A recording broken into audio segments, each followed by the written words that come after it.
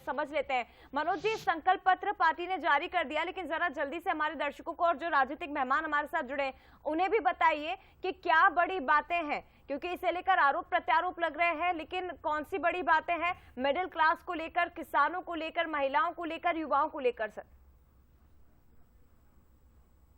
देखिए 10 प्रमुख इसमें संकल्प है, मोदी की गारंटी जिसमें बात कही गई और भाजपा का भरोसा संकल्प पत्र की विशेषता इसमें दिखाई गई। लेकिन सबसे महत्वपूर्ण बात जो है वो मुझे नजर आती है कि घर के यानी प्रत्येक परिवार के एक व्यक्ति को नौकरी देना, रोजगार सबसे बड़ा मुद्दा रहा है, तो इस पर ध्यान केंद्रित किया गया है। सरकार की तरफ से लाडली बहना जिसका जिक्र हम शुरुआत में कर रहे थे उस पर ध्यान दिया गया है। और यदि 2700 प्रति क्विंटल पर गेहूं, 3100 रुपए प्रति क्विंटल पर धान की खरीदी की बात की गई है, एमएसपी बढ़ाने की बात की गई। देखिए महत्वपूर्ण बात यह है कि एमएसपी के साथ बोनस की बात कही गई भारतीय जनता पार्टी की तरफ से, यानी किसानों को साधने का प्रयास है और कोई भी परिवार बेघर ना रहे। प्रधानमंत्री आवास और मुख्यमंत्री जन आवास योजना के अंतर्गत अलग से घर बनाने की बात इसमें मूल रूप से कही गई। और 13 ऐसे स्थान हमने देखा है कि कुछ दिनों में जब महाकाल लोक बना तो महाकाल लोक के बाद पर्यटन के क्षेत्र में जो बढ़ावा मिला है, तो 13 ऐसे स्थान है जिनको अलग तरह से तैयार करना, यानी महाकाल लोक की तर्ज पर, और इसमें मुख्य रूप से पर्यटन को बढ़ावा देते हुए रोजगार के नए अवसर तलाशने की तरफ ध्यान दिया गया।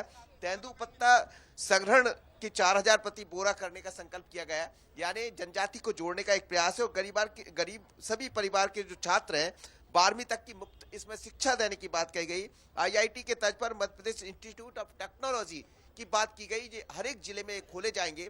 अभी तक जिस तरह के आईआईटी सेंटर रहा करते थे उनके इंफ्रा पर ध्यान देने की बात कही गई। ओवरऑल हम ये कह सकते हैं, चाहे उत्तम शिक्षा की बात हो, सबका साथ सबका विकास हो, तो हर बार को साधने का प्रयास भी इसमें नजर आ रहा।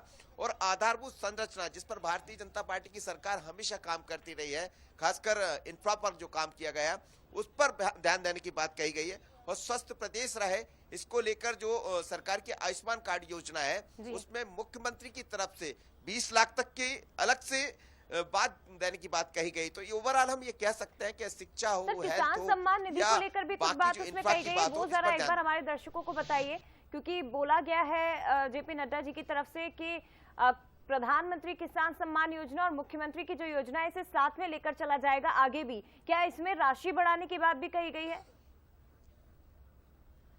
देखिए मुझे जो मेरे हाथ में संकल्प पत्र उसमें राशि बढ़ाने का कोई जिक्र नहीं है। हाँ। लेकिन सरकार जो प्रधानमंत्री की तरफ से 6000 दिए जाते रहे, उसमें बाद में सरकार मध्य प्रदेश की सरकार की तरफ से और 4000 रुपए जोड़ा दिया, तो कुल मिलाकर जो राशि पहले दी जाती रही है वो जारी रहेगी। ये महत्वपूर्ण बात है, यानी उसको रोका नहीं जाएगा, लेकिन उसमें कोई इजाफा किया जाएगा तो मुझे जो मेरे हाथ में संकल्प पत्र है उसमें ये नजर नहीं आता है। लेकिन कई ऐसी महत्वपूर्ण चीजें खासकर महिला, युवा, हेल्थ, एजुकेशन को लेकर कुछ नई चीजें जरूर दिखाई देती है। ओवरऑल हम पूरे घोषणा पत्र या संकल्प पत्र को देखें तो भारतीय जनता पार्टी ने अपने पुराने कामों को आगे बढ़ाने की तरफ बहुत ज्यादा ध्यान दिया है। सबसे महत्वपूर्ण बात है कि परिवार के एक व्यक्ति को रोजगार, यानी रोजगार पर ध्यान ज्यादा दिया गया। सर 3 बातें हैं इस संकल्प पत्र की, उसके बाद में राजनीतिक मेहमानों का रुख करूंगी।